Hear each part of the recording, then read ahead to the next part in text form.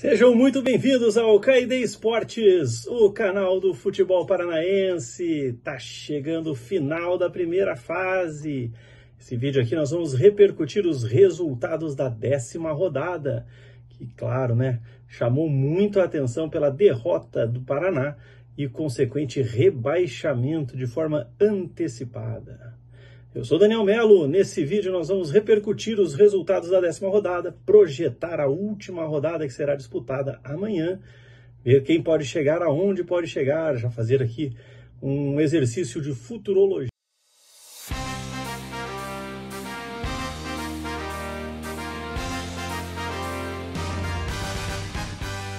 Mas antes, deixa o seu like se gostar do conteúdo, compartilha com seus amigos. Se ainda não é inscrito, se inscreva aqui no canal.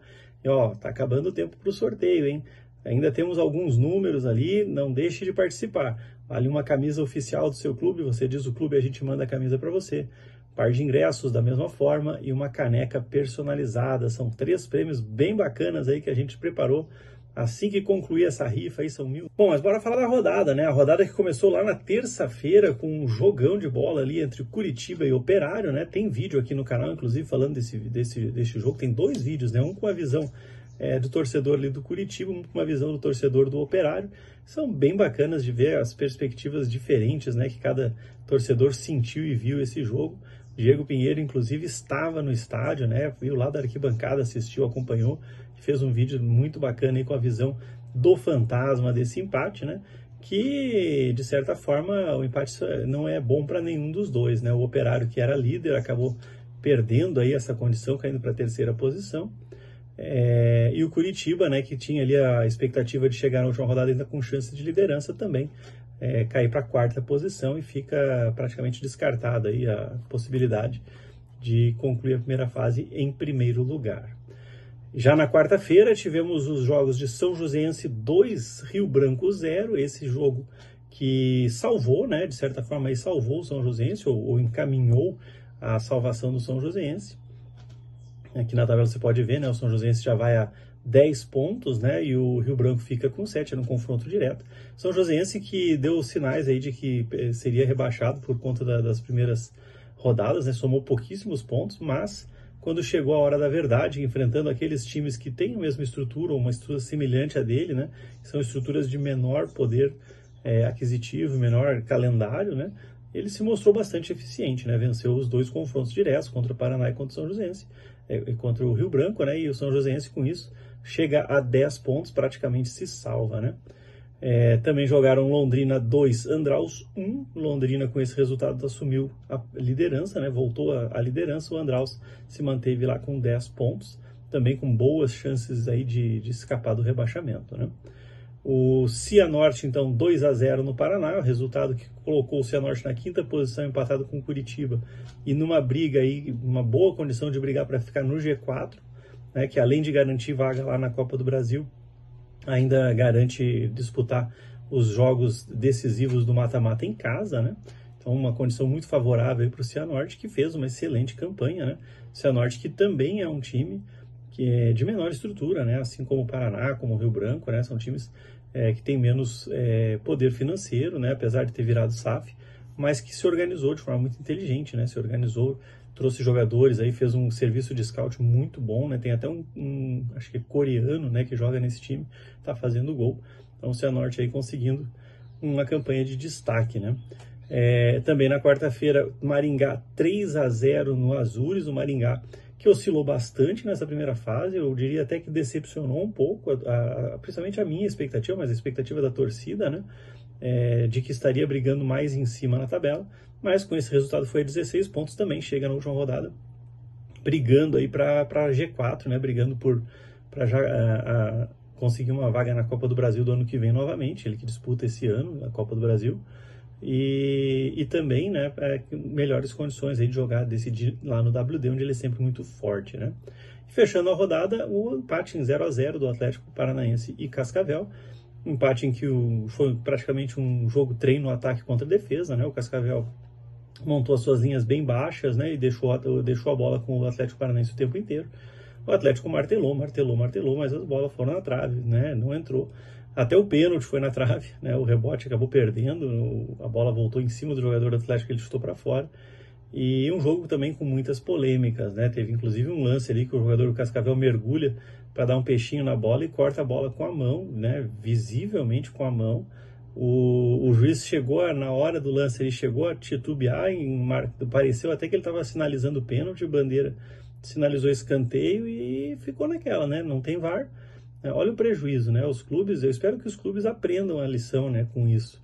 Esse ano os clubes aceitaram, ou não sei se aceitaram ou se propuseram até, jogar sem VAR essa primeira fase. Na verdade, sem VAR a primeira fase e as quartas de final, né? O VAR só vai ter na semi e na finais. Se aceitaram ou propuseram essa condição de não ter VAR, e olha o prejuízo que é, né? Eu sei que é caro, né? Mas, assim, em termos de futebol, quem que vai ter o maior prejuízo? Pagar um VAR ou tu ficar fora de uma Copa do Brasil? Ou no caso do Paraná, que pode ter sido até rebaixado, um dos fatores aí que contribuiu para o rebaixamento foi os erros de arbitragem, muitos erros de arbitragem. Então, assim, é de se pensar e para o ano que vem, né, se avaliar melhor isso, né, se avaliar melhor essa situação do VAR. Outros campeonatos grandes aí, o Paulista, o Carioca, o Gaúcho, o Mineiro, tem VAR desde as primeiras rodadas, né, alguns campeonatos de menor expressão também já tem VAR desde as primeiras rodadas. E eu acho que é fundamental, né, para o futebol. Não que o VAR resolva todos os problemas, mas esse tipo de lance que o cara vai com a mão, né, o segundo gol do Cianorte, por exemplo, que pareceu que foi com a mão também. O gol do Azures na derrota, lá na vitória contra o Paraná, também foi um gol que o cara domina com a mão. Então, assim, esses lances mais bizarros, assim, mais absurdos, né, pelo menos esses lances a gente tem a convicção aí de que o VAR poderia evitar, né. Mas, enfim, como eu disse, a decisão ela é dos clubes, né? Eles se reúnem todos os anos e ou aceitam a condição ou propõem. Eu até não sei dizer de onde veio, de quem partiu essa ideia, mas o que eu sei dizer é que essa é uma economia que não se justifica, né? Pelo bem do próprio futebol, né? Pelo bem do produto, a Federação Paranaense deveria propor, né? Ou de repente até ajudar financeiramente a pagar esse custo, né? Ratear esse custo, porque é o produto dela, né? E é o produto dela, e o produto dela está manchado esse ano por tantos erros de arbitragem, além desse problema de desequilíbrio técnico absurdo com essas viagens a cada 2 dias, 3 dias tu ter jogo. Então, esse ano realmente o Campeonato Paranaense tá bem maculado aí pela federação, né? Enfim, esses foram os jogos aí da 11ª rodada. Com esses resultados, então, nós temos o Londrina voltando à liderança com 20 pontos, Atlético Paranaense e Operário dividem a vice com 19, Curitiba e Cianorte vêm logo em seguida com 17, Maringá tem 16, FC Cascavel tem 13, Azures 12. Esses seriam os 8 classificados nesse momento, né? E na zona do rebaixamento, nesse momento, temos o Rio Branco e o Paraná. Começar lá por baixo, né? O Rio Branco, o Paraná já está rebaixado, né? O Paraná já não tem mais o que fazer na última rodada, vai jogar pela dignidade contra o Curitiba. É um Paranatíba que é muito tenso, né? Sempre temos muito receio aí com relação à torcida, né? E a gente espera que a torcida, tanto do Paraná quanto do Curitiba, saibam se portar ali adequadamente, que não tenha briga, que não tenha violência, né? E principalmente o torcedor do Paraná que for ao estádio, né, faça o seu protesto, faça a sua reclamação, mas de forma ordeira, né, sem briga, sem violência, sem quebradeira, porque basta lembrar, né, que 2 anos atrás o Paraná jogou a Série B inteira longe do seu campo, né, fora de casa, por conta de brigas naquele rebaixamento, né, e o prejuízo foi gigantesco. Ele não conseguiu retornar à Série A e muito passou por conta de não ter estádio, né, não ter o apoio da sua torcida. Tanto que o ano passado, com o apoio da torcida, venceu todos os jogos dentro de casa e acabou subindo, né? Ano que vem vai ser ano de subir a montanha de novo. Então, o torcedor usa a cabeça, né? Não faça besteira hoje, hoje não, no sábado, né? Não faça besteira amanhã, no sábado, aí, durante o jogo, para que você tenha a possibilidade de assistir, apoiar e ajudar o seu clube a subir no ano que vem, beleza? O Rio Branco tem chance matemática, mas é uma chance bastante remota, né? Ele precisa vencer o seu jogo fora de casa contra o Cascavel, que já é uma situação difícil, né? E ainda tirar um saldo de 3 gols de diferença para o São Joséense, né? Ou seja, tem que fazer 3 gols a mais do que o São Joséense, torcer para o São Joséense perder, né? O resultado aqui seria o São Joséense perder para o Andraus por 1-0, ficaria com menos 11 de saldo de gol. São Joséense teria que ganhar, o Rio Branco, desculpa, teria que ganhar por 3-0 do Cascavel para ficar com saldo menos 10. A situação do Rio Branco é muito difícil, né? A tendência nesse momento é que Paraná e Rio Branco, que vieram esse ano da Série B, voltem para a Série B no ano que vem. O Andraus e o São Joséense, né? Falando de baixo para cima, né? O Andraus e o São Joséense, para escapar, basta um empatezinho amigo, né? O Andraus joga em casa contra o São Joséense, o empate garante os dois, já a permanência dos dois. Quem vencer já está classificado, né? O que perder ainda vai ficar aí chulhando pelo resultado do Rio Branco, mas a tendência é que os dois times aí não sejam rebaixados, né? E ambos os times ainda têm chance de classificar entre os 8, né? O Cascavel tem 13 pontos e 3 vitórias, né? Então, caso o Cascavel perca do Rio Branco, né?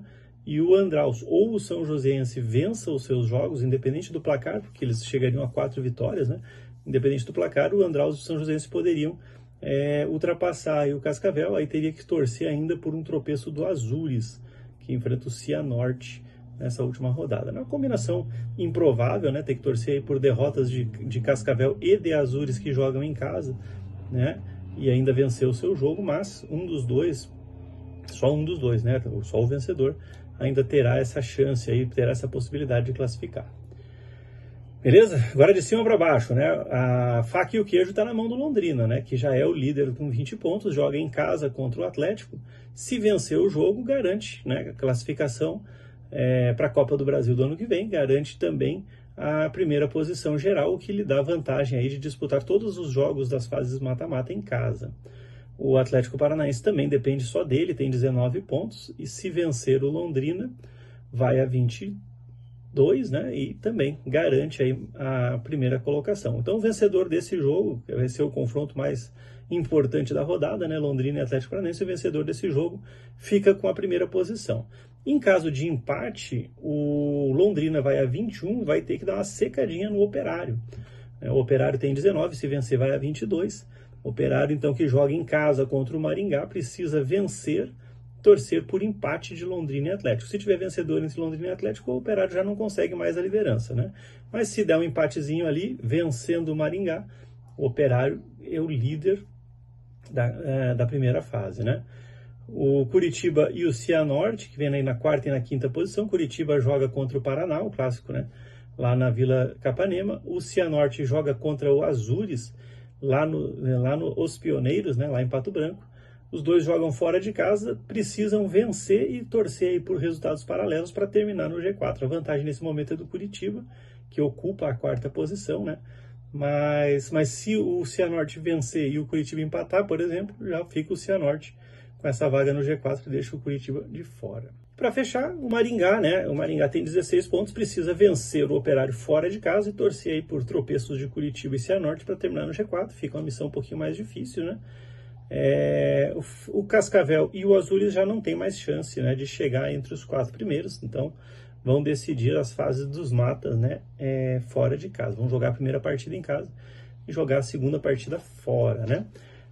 Lembrando, né, o cruzamento na próxima fase, o primeiro enfrenta o 8º, o segundo enfrenta o 7º, o terceiro enfrenta o 6º, o 4º enfrenta o 5º. E as semifinais, né, o vencedor entre o primeiro e o 8º colocado enfrenta o 4º ou o 5º, né? E o segundo e o terceiro, o vencedor, né, entre o segundo e o 7º, na verdade, o terceiro e o 6º, se enfrentam. Então, para evitar que o Curitiba e o Atlético se enfrentem antes da final, eles não podem terminar nessas posições, né? Então, hoje, por exemplo, se o Atlético termina em segundo e o Curitiba em 4º, ambos teriam chance aí de se enfrentar só na final. Agora, se o Atlético virar líder e o Curitiba se mantiver na 4ª colocação, já podemos ter um Atletiba na semifinal. Seria ruim demais, né? O ideal é que nós deixemos esses enfrentamentos lá para a final, se, é claro, né? Se eles conseguirem chegar. As minhas fichas eu estou apostando num time do interior, tá? Esse ano Londrina vem muito forte, o Operário vem muito forte, o Maringá, eu acho que tem tudo para conseguir nessa reta final, dar aquela embalada final, né, e conseguir também bons resultados aí. eu tenho para mim que essa final vai ter pelo menos um desses três, ou Londrina Operário ou Maringá, vai fazer a final, e aí sim, né, contra um dos times da capital. Vamos ver, vamos ver. Existe a possibilidade também de termos dois times do interior, que bacana seria, né? Que legal seria termos aí um Tubarão e Operário, por exemplo, um Tubarão Maringá, Operário e Maringá. Que bacana seria ter uma final de Paranaense desse jeito. Mas essa é a minha opinião. E você? O que você acha? Você acha que o Rio Branco tem chance ainda de se salvar?